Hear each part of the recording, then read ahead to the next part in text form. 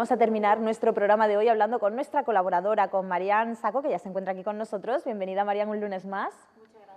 Y bueno, pues llegamos a tu sección de educación. En este caso, como ya dijimos el lunes pasado, cada lunes vamos a ir hablando de una temática diferente, siempre vinculada al mundo de la educación. Tú eres profesora, ¿quién mejor que tú para orientarnos a todos en este aspecto? Y en este caso, hoy concretamente vamos a hablar de las inteligencias múltiples, no me equivoco, ¿no? No, para nada, perfecto, inteligencia múltiple. Bueno, pues lo primero que tengo que preguntarte es, ¿qué es? ¿De qué vamos a hablar? ¿En qué consiste este tema? A ver, hace esto primero, para que los papás lo entiendan, hay que hacer un previo.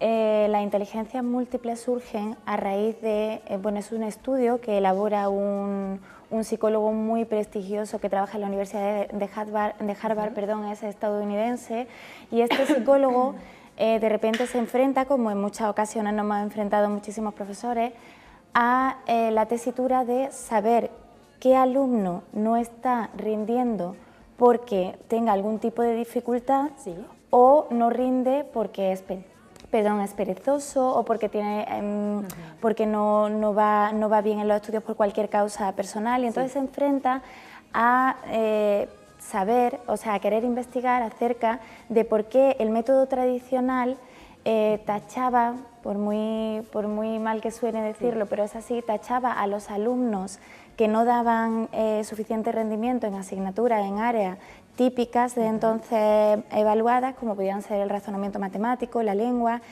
y pues a este alumno, como decía, se le tachaba y en un futuro tendía un poco a ser pues fracaso escolar, porque se pensaba que este alumno, si no rendía en esas áreas que se consideraban troncales, no rendiría en las demás. Entonces a este hombre pues se le ocurre estudiar la mente, este campo tan complejo que es la mente humana, y descubre mediante estudios científicos que todos y cada uno de nosotros tenemos múltiples inteligencias que no solo se basan en el razonamiento matemático, en el razonamiento lingüístico, sino que todos tenemos una especie de talentos, dependiendo del área del cerebro que utilicemos, como podrían ser, pues, por ejemplo, el talento artístico, musical. Bueno, ahora hablaremos más detenidamente de todas las inteligencias, y descubre que, o estudia y propone que hay 8 inteligencias que todos nosotros tenemos. ¿Qué ocurre? Que claro, los alumnos nosotros los medíamos por una serie de áreas que iban enfocadas, pues eso, al razonamiento matemático, lingüístico, a lo que tradicionalmente se estudiaba como contenidos básicos.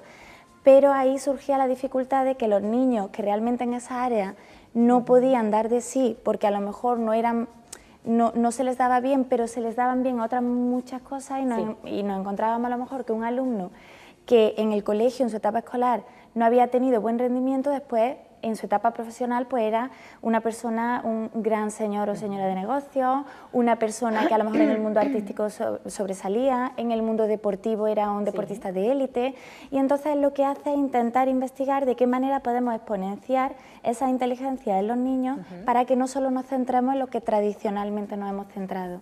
De ahí, Marian, viene que los padres se pregunten también si el tema, que lo hablábamos el lunes pasado también, si el tema de la educación tradicional es el más apto, o por el contrario empiezan ya a coger, bueno, pues, otros tipos también de educación para sus hijos. Si te parece, además, vamos a ver una infografía, ¿de acuerdo? Nos has preparado tú varias, le vamos a pedir a los compañeros, a Álvaro en concreto, que nos pase la primera infografía para ver todas esas inteligencias de las que tú nos has estado hablando, porque claro, esto es un poquito saber qué es lo que mejor le va al niño también, ¿no? Porque claro, todos no podemos ser matemáticos, ni todos podemos ser cantantes, por decirlo de alguna manera, ¿no, Marian? Ahí tenemos esa infografía. Claro, cuéntanos un poquito qué estamos viendo ahí. Ahí lo que vemos es representadas las 8 inteligencias. Podemos ver, y los papás pueden apreciar, que un poco a manera jocosa, porque lo hemos hecho con dibujos infantiles, pero lo que queremos es que aprecien que los niños pueden realizar, o sea, pueden, como decíamos, exponenciar sus talentos y no fundamentarse solo en uno. Sí es verdad que un niño, para estar preparado, como decíamos el otro día, para estar preparado para el mundo que le rodea, sí que debe de tener, pues a lo mejor lo básico de cada una de esas inteligencias bien preparado, y que nosotros tenemos los maestros que intentar que trabajen todas y cada una de ellas, pero luego, dependiendo del niño, que es lo que hablábamos en la semana pasada de la educación individual, de la atención a esa diversidad, porque todos somos diferentes. Entonces, dependiendo del niño, sí que vamos a intentar buscar qué talento, en este caso se suple la palabra talento con la palabra inteligencia, qué inteligencia podemos desarrollar más en ese niño. De forma que los preparemos para el mundo real, para el día de mañana, en lo que verdaderamente ese niño sobresalga. De esa forma tendremos más multiplicidad a la hora de que esas personas se enfrenten al mercado laboral. Llevamos un tiempo que no es malo, pero sí que hemos tenido esta fiebre de la titulitis en cuanto a que todos íbamos, se decía que la carrera de empresariales tenía mucha salida, todos íbamos para la carrera de empresariales, que se decía que derecho tenía mucha salida, todos íbamos para allá. Entonces lo que se trata, incluso nuestros padres y las personas que nos quieren, pues nos aconsejaban tirar para un sitio o para otro. Entonces eso realmente es un error, porque está haciendo que esa persona no vaya a dedicar su vida a lo que verdaderamente vale y en lo que verdaderamente puede sobresalir, ¿no? Hacía mucho tiempo que a mí me dijo un papá una vez que me dijo, yo prefiero que mi hijo sea peluquero, pero que sea el mejor peluquero, como diciendo que disfrute y lo haga porque verdaderamente... feliz. Claro, porque decía, es una carrera que en ese momento no estaba, es una carrera muy bonita y que en ese momento no se le estaba dando importancia porque era una carrera que no precisaba a lo mejor de 5 años de universidad. Y entonces yo decía, pues qué carrera tan bonita tiene que ser ejercer la peluquería si verdaderamente es lo que a ti te gusta. Es lo que te gusta, claro. Entonces, pues un poquito va orientado a eso, a que nosotros descubramos cuál es verdaderamente la inteligencia que el niño debe desarrollar y la explotemos lo máximo y le enseñemos a ese niño a explotarla, que eso es otra cosa muy importante también. Es fundamental.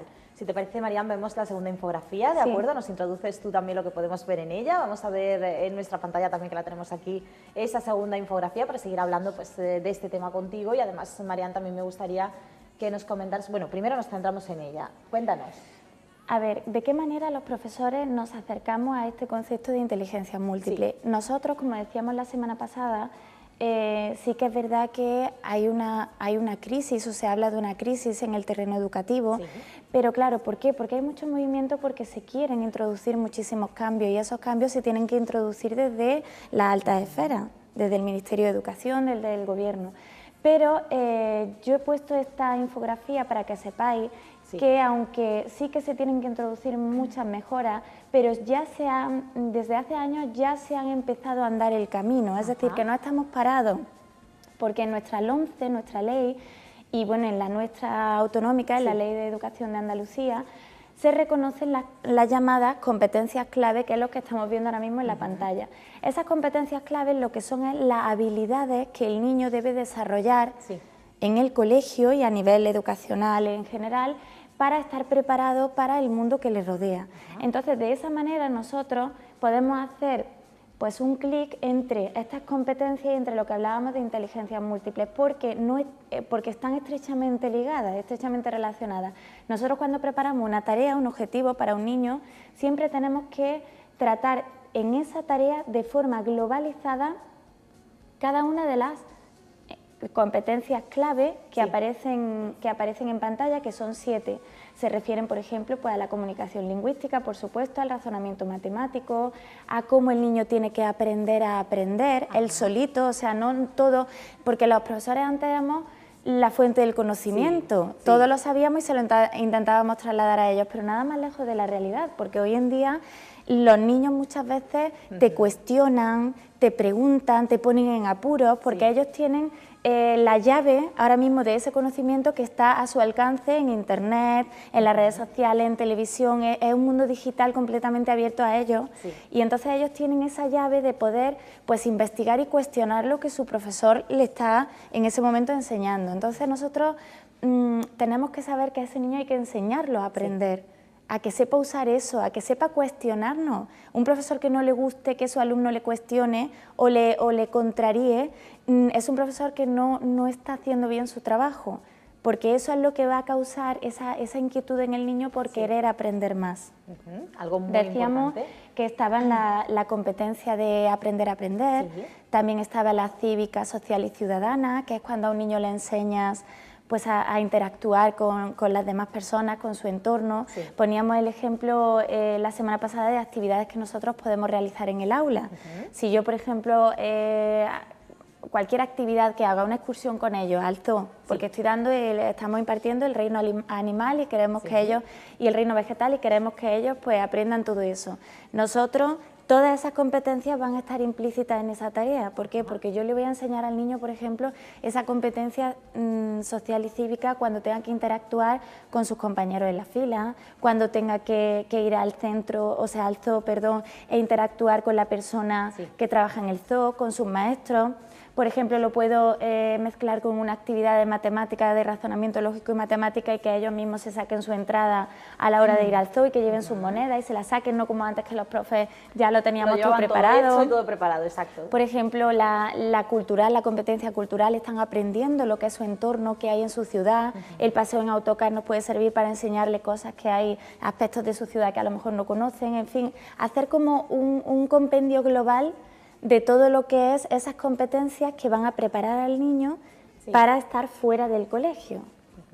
Es importantísimo, porque al fin y al cabo lo que decíamos es que la educación lo que pretende también es que estén preparados para esa vida real que van a tener una vez que salgan de las aulas, y ahí todo lo que tú estás contando es básico, ya no solamente centrarnos, ¿no?, en esos dos aspectos que, como tú dices, siempre han sido importantes, matemáticas, lengua, poco más, pero no, es una educación real lo que necesitan, y de ahí todo lo que hoy estamos descubriendo contigo, Marian. Si te parece, seguimos con la tercera infografía.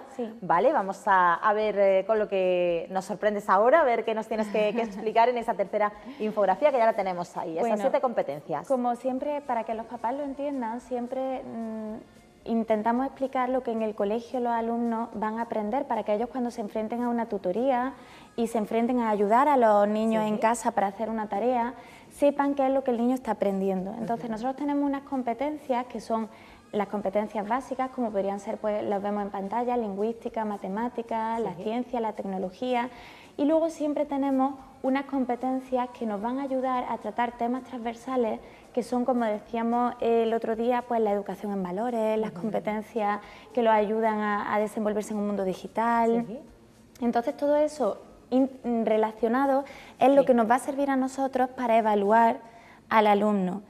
¿Por qué contamos esto? Porque ahora que tenemos tan reciente las evaluaciones de la primera evaluación en Navidad, muchos padres nos preguntan que cómo se evalúa al niño, porque antes se evaluaba mediante la prueba escrita, la observación del trabajo del alumno en el aula, y hoy en día, aparte de eso, que puede resultar, pues, lógicamente, una prueba escrita a ti te da referencia de, a lo mejor, la capacidad memorística del alumno, si el alumno ha asentado algunos conocimientos, pero no te va a dar información de todo lo que el alumno, de todo el proceso de aprendizaje del alumno, por muchísimos factores distintos.